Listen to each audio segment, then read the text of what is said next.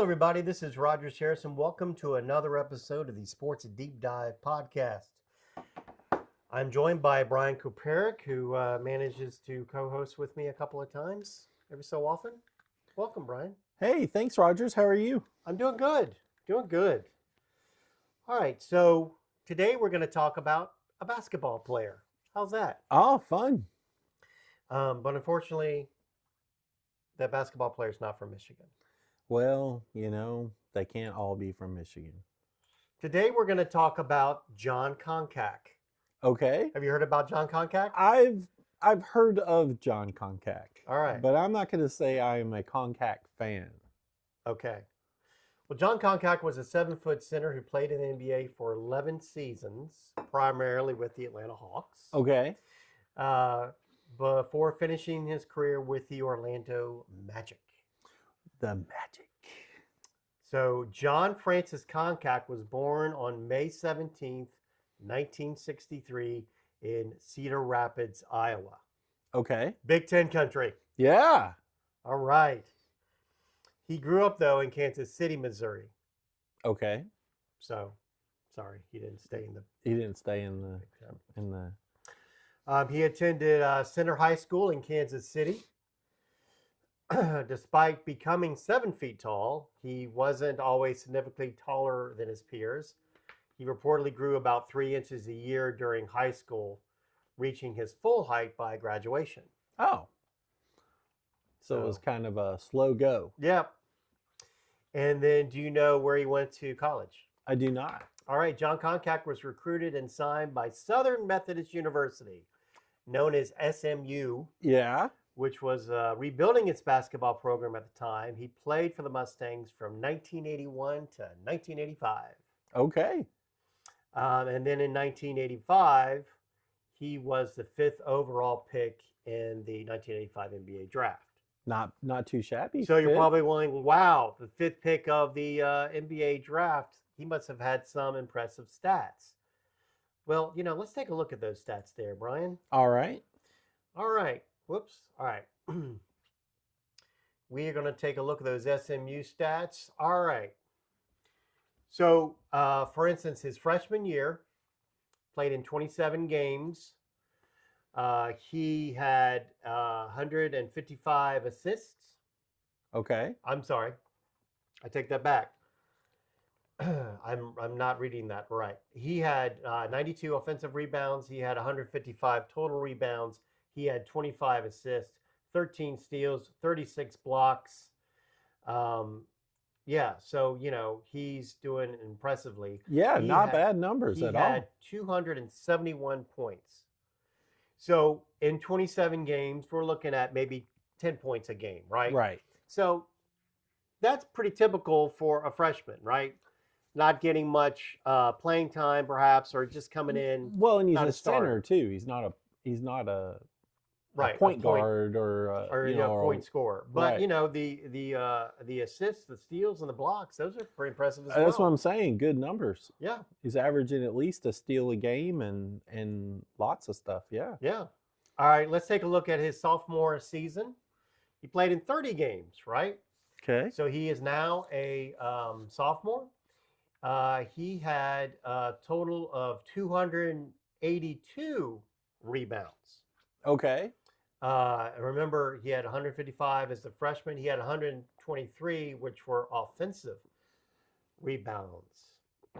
Those rebounds are offensive. He had 38 assists. He had 25 steals. He had 54 blocks in those 30 games. And you want to know how many points he scored? How many? 437. Okay. So 437 up there in 30 games. That's just 3 more games than what he played this previous season and almost double the points. Yeah. Yeah. So, things are looking good for Jon Koncak, Francis Koncak, as he was born. He's getting better. All right, let's take a look at that junior year. All right, junior year, 33 games. So that means that SMU was probably going to the NCAA playoff there. Right. So now he's, 3 extra games from the freshman season. Well, 6 extra games from the freshman season, 3 extra from the sophomore season. Yeah, that's right. Come on. We're looking at 378 total rebounds, 145 offensive. So he's getting up there. He's adding to, we had 68 assists, 23 steals, 97 blocks. Wow. So he's swatting that ball and, you know, telling them, hey, don't do that in my house. That's right. Uh, Protect the paint. that's right. You want to ready for those points? Yeah. 510. Okay, so he went up again. He went up again. Not too bad. Yeah. You can't ask for much more than that. No, you can't. I mean, a center scoring 510 points? Yes. Not too In bad. 33 games? Right. Yeah. All right, here we are, senior season Oh, at SMU, Southern Methodist University. Now, I got to remind people at the time, when this is being recorded, SMU is playing the ACC, but at the time, back from 81 to 85, SMU was a member of the Southwest Conference. okay. And so you had Arkansas in there. You had most of the Texas schools, Texas Tech, TCU, Texas A&M, Baylor, that type of thing. So, you know, not the gauntlet that the ACC and the Big East were at that time, but still a pretty good basketball conference. Right. Yeah, I mean, that's not a bunch of schleps. Yeah. Yeah. Not like he's playing, Northwest Oklahoma State or something. Right. Yeah. I don't even know if there is a Northwest Oklahoma State. All right. We had 33 games again in his as his senior season. So once again, they made it to the tournament, playing some schools there.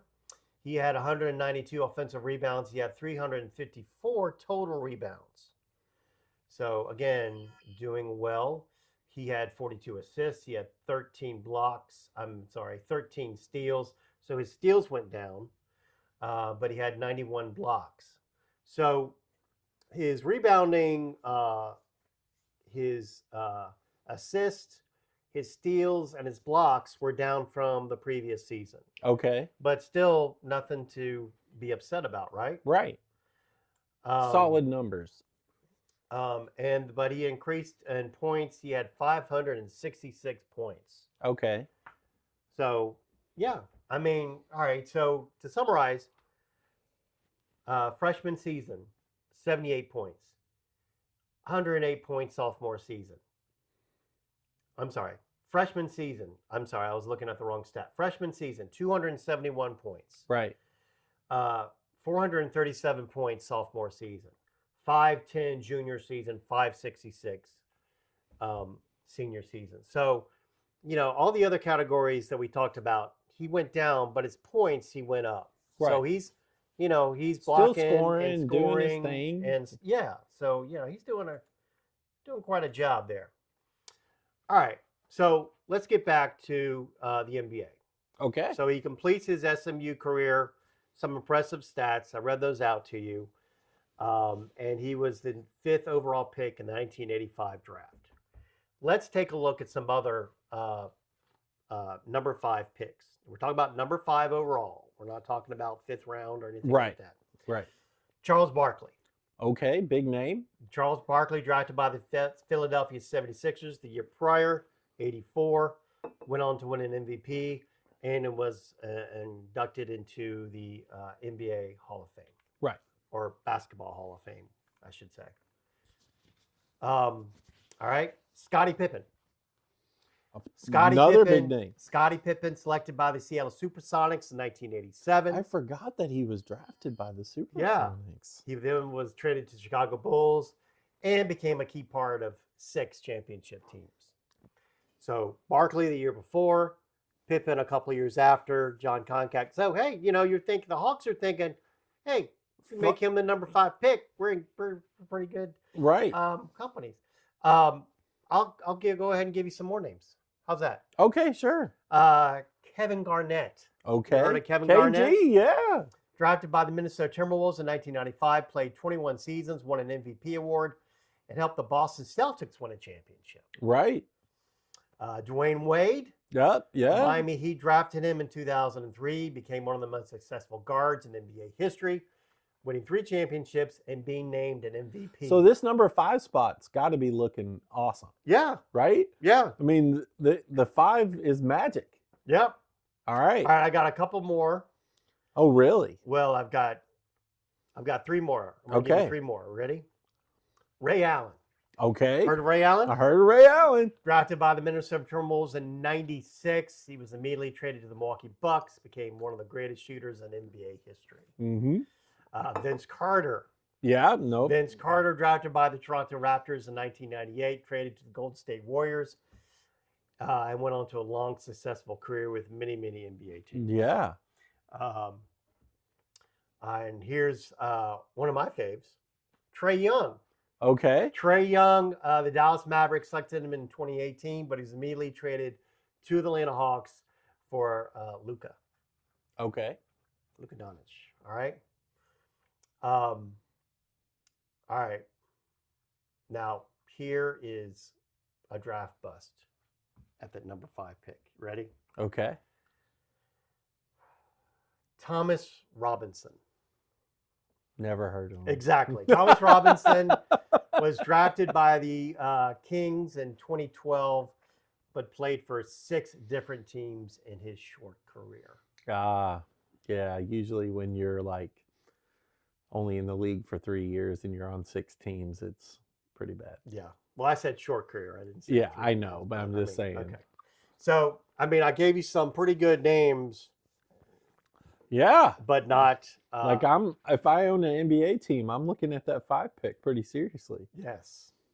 Now I will say this. In 1984, they had the Olympic Games, right? Right. And in 1984, that was before the Dream Team. So the 1984 was made up of mostly college players. Correct. Jon Koncak was a member of the 1984 U.S. Olympic team. Okay. Now I'm going to give you some of the other people that were on that team, right? I'd say there's probably some pretty big names. All right, you ready? Yeah. Steve Alford from Indiana. Yep. Patrick Ewing from Georgetown. Yeah. Who's Patrick who? Vern Fleming. He went to the University of Georgia. Michael Jordan. I don't know if you've heard of him. Yeah, once or twice. He was a North Carolina Tar Heel. Yeah. Joe Klein from Arkansas. Our friend Jon Koncak from Southern Methodist University. Chris Mullen from St. John's. Sam Perkins, also from North Carolina. Alvin Robertson Yep, from that's Arkansas. a big name. Wayman Tisdale from Oklahoma. Never heard of him. I didn't know that Wayman Tisdale went to Oklahoma. Jeff Turner from Vanderbilt. And Leon Wood from Cal State Fulton. Okay. So you've got some pretty good NBA names in there. Oh, yeah. Yeah. And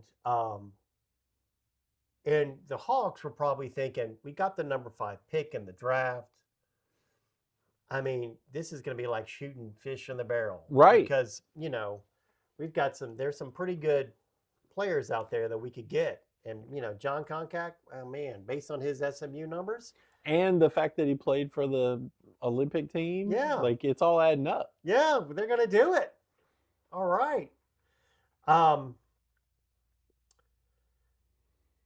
right. So before we get to his NBA career, I just want to point out Koncak was one of only 4 men's basketball players in SMU history to have his jersey number retired.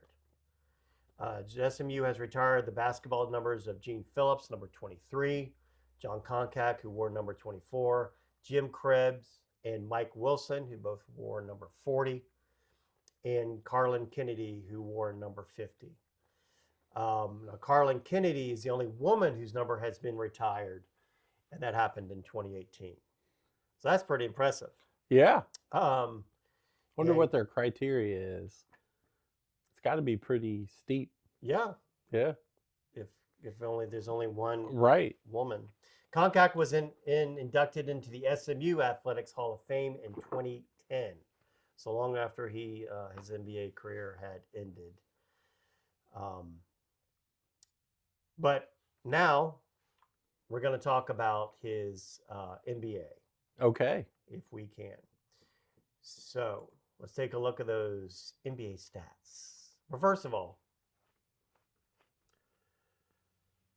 let's talk about some transactions and let's take a look at some money. And I know your eyes always glaze over whenever I talk numbers, but here we go. He was drafted number 5th by the Atlanta Hawks, first round, 5th overall in the Okay. 1985 draft. His rookie season, he played in the NBA for $475,250. That's like pennies in today's money. So almost $500,000 he played, which I don't know back then for a rookie. That's probably not bad. Probably right. not bad. He played his second season in the NBA. He played for $650,000. His third season, 87 to 88, he played for 675, and then in 88 and 89, he played for 675. So that was his rookie contract, the 4-year rookie deal, which right? is the thing. So Which was what 475, about 650, 675, 675, right? Yeah. So he probably made what, 2.5 million? Something like that. Yeah. And that's with his rookie deal. Yeah. Right. And so, but let's take a look at those numbers. His numbers from his 4 We're going to years. take a look at his rookie year, his second year, his third year, and his fourth year. So that rookie contract. Ready? All right. So first of all, he played 82 games, 49 games, and then 74 games throughout those years. Okay. He only started, though, he didn't start in all those games. He started 15 his rookie year, then 19 his second year, 22 games, and then 22 games. Okay. So he's, not starting. He's averaging those 4 years, I'd say about 20, 21 minutes a game. Okay. So he's in there. He's not starting. He's a bench player. I mean, he's a bench player, which is kind of weird if you're the number 5 overall pick. When you talk about the other 5, and the other ones that we're talking about, yes, in that who same just immediately time made an impact. Right. Field goal percentage, 51% in his rookie year, then 48%, then 48%.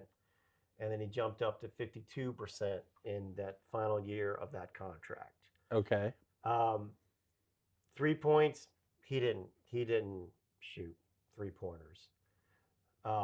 Which, I mean, a lot of centers don't. Right. And even, back then we really didn't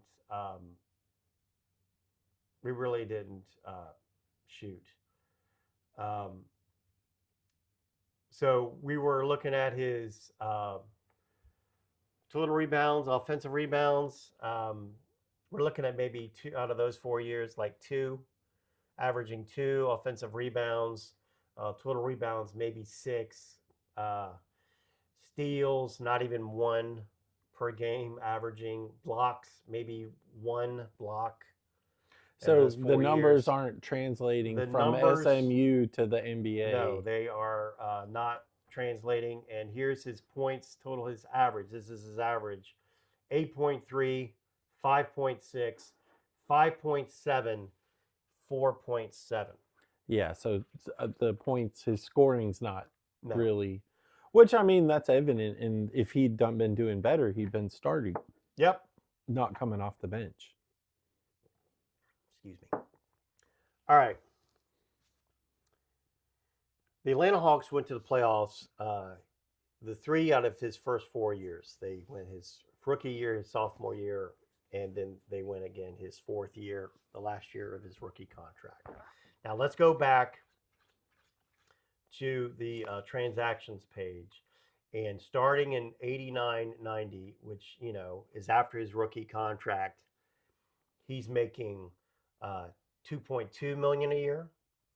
1.5 million a year, 2 million a year, 2.4 million a year, 2.9 million a year, and then 2.6 million a year. Those are all with the Hawks. Okay. So you're probably thinking to yourself, what out of those stats I read, what made them jump from his rookie deal of $675,000 to over 2 million? Well, okay, let's talk about that. All right, let's talk about that. So, I mean, if you think about it, number one, you're 4 years later. So the NBA has exponentially gotten higher and higher and higher and higher salaries since the 80s, right? So the Yes. market probably went up. Also, even though he's not a star, every team needs those bench players that can contribute. And he's definitely contributing. It's not like his stats are abysmal, like that there is nothing. If you're only getting 20 minutes of a game, your stats are going to be down somewhat, right? So I don't know. I mean, That's your theory? that's my theory. All right. Let's take a look at those playoff stats. And I won't bore you with his sophomore and rookie year. But just the later years. Let's talk about that last year from the rookie contract, the one that he would have completed and then signed his Next. his Contract. $2.2 million. Okay. Go from 675 to 2.2. You ready? Yeah. He played in 5 playoff games that year. He averaged 38.4 minutes, so he averaging More than what he did in the regular yeah, season. Exactly. Okay. Now let's take a look at those. All right, so he averaged in those 5 games 3 offensive rebounds, 6 defensive rebounds, a total rebounds of about 9. And he averaged less than 1 assist in those games, but he still was almost 2 blocks, and so he's contributing. he's contributing with the blocks, and then points he averages 12.8 points per game. Yeah, Which in those 5 for games. a bench player, if you're giving the team 12 points, that's what they're looking for. So that's what the Hawks saw. They're like, oh, wait, 5 games. He's playing for a contract. We're getting a better guy. We're getting a better guy. So we're going to go ahead and I told you those, he had, 2.2, 1.5, 2 million, 2.4 million, 2.9, 2.6. Basically what his whole rookie contract was, he made a year after that. Yes, or something like that. Right. Yes. Yeah. So, the Hawks are like, all right, got the money now. Let's go. We saw the improvement in the playoffs. Bring it, Jon Koncak, bring it. And and I remember this, there was an article in Sports Illustrated and a picture of Jon Koncak, and he was holding his hands up in the air, and the money was flowing from the heavens. And it talked about this big contract that they gave him. And then he got the nickname Jon Contract. Okay. Because of that big contract. All right. Like I said, he spent most of his career with the Hawks. He spent his final season, the 95-96 season, with the Orlando Magic. And so let's take a look at the big contract that he signed, which would have been from age 26 to age 31. Okay. All right. Woo. We are looking at he started 28 games, 61 games, 14 games, 65 games, 78 games, and 20 games. So he's getting more playing time. Yeah. Especially with a few of those years with 61 starts, 65 starts, and 75 starts. He's playing.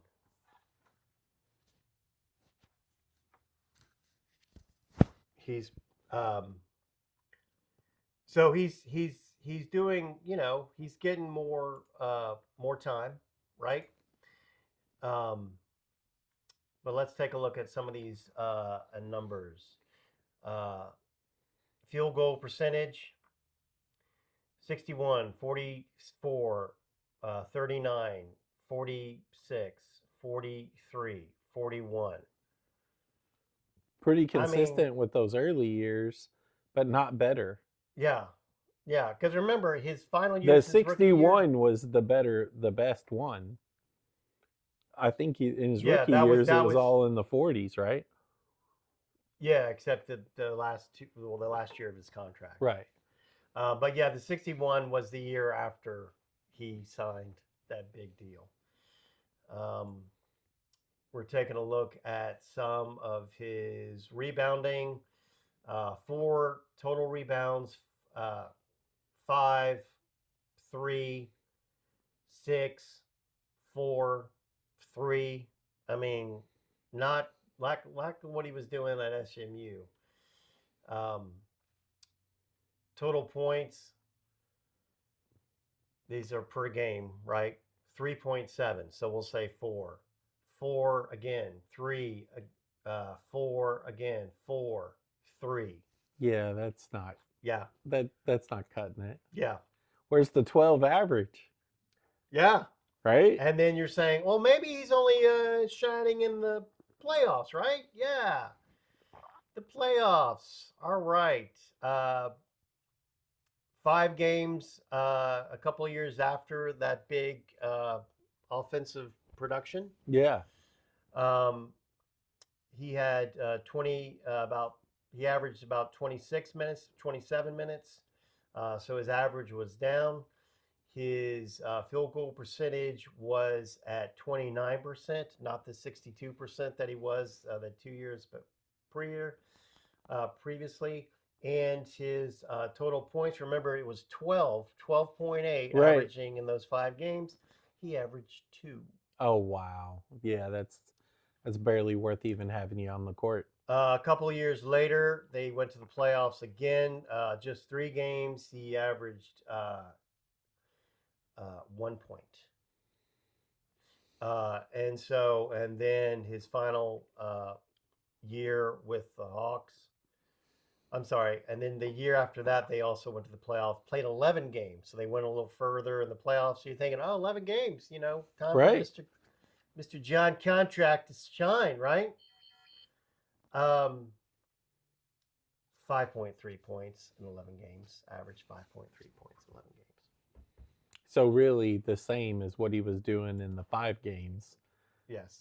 Just he had more games. October 3rd, 1995, signed as an unrestricted free agent with the Orlando Magic. Okay. Unrestricted free agent. Yep. There you go. With the Orlando Skedaddle. with the Orlando Magic, he got a salary of $1 million. So more than his rookie year, but not as lucrative as. Well, yeah. Yeah. And we're 8 years down the road now. So 1 million's probably, close to the minimum for the league at that point, probably. November 2nd, 1996. So he played in Orlando for a year. Traded by the Orlando Magic with Donald Royal and Felton Spencer to the Golden State Warriors for Clifford Rozier, Ronnie Cycli, and a 1999 second round pick, which turned out to be LaRon Profit. Okay. So Ronnie Cycli was news to me because I always considered him to be a Miami Heat and not Orlando Magic. But I think he was with the Heat and then went to the Magic and then traded to or was with the Heat and then went to the Warriors and then got traded over to Orlando.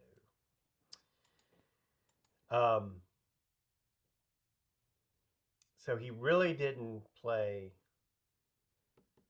with the Warriors because I don't have any stats for him. But yeah, that is the saga of Jon Koncak. Yeah. And you're probably thinking, or the audience is probably thinking, Rogers, why did you tell us that sad, sad saga of John John Koncak? Well, because I mean, here in Deep Dive, here in Sports Deep Dive, uh, we take a look at all the sports and all the stats and all the players and coaches. We just don't take a look at the highlights. We take a look at the lowlights as well. John Koncak was a phenomenal amateur player, playing college, played on the U.S. Olympic team. Um, he could score. He could. He was a great shot blocker. He could steal. Um, and like you pointed out, his stealing stats were pretty good for a center. Yeah. Because usually a point guard is the one that's stealing. Yeah. And so, and the NBA draft, like all professional sports draft, is a crapshoot. Yep. We've got many examples of success, but we've got a lot more examples of failure in these drafts. Well, yeah, it's just a whole different deal when you get Yeah, up to the bigs, right? I mean, it's like that across any sport where it's sometimes a lot harder to succeed when everybody's as good as you are yeah, or better. yeah, Like, yeah, and his numbers definitely warranted that draft pick. What the Atlanta Hawks had at their disposal at the time to pick him, it was a sensible pick. yeah. And then I mean, you hear the tales about the Portland Trailblazers passed on Michael Jordan because they thought somebody else was a better pick. And Right. It's just so what you see in college is not what you're going to get in the NBA either way, whether it's good or bad. Right. And then, you never know. Portland thought, well, you played for North Carolina, but North Carolina had a lot of great players. We don't know about you, Michael Jordan. Right. And that's legit. That's people get paid big money To make those be decisions. Evaluated. Yeah. All right. Well, that's it. That's all I had today about on the Sports Deep Dive podcast about Jon Koncak. Do you have any final thoughts? No. That was really interesting. And, Jon Contract. I actually remembered when you said Jon Contract, I remembered that. Like that clicked for me. Yep. I remember them talking about that. And yeah, I mean, we've seen this a lot, like in different sports, especially NFL, where guys have a great year on that contract year. They Yep. get all that big money, and then they just like disappear into the ether, Yeah. And so it's happened to more than one team. Yeah. But yeah, All thanks. right. Well, we're glad you were able to listen to this podcast. Thank you for sticking around. Please like and subscribe. If you have any questions, feel free to whatever platform you listen to the Sports Deep Dive podcast. Be sure to leave those questions, and I will get to those if I can. Until next time, he's Brian Koparik. I'm Rogers Harrison. So long, everyone.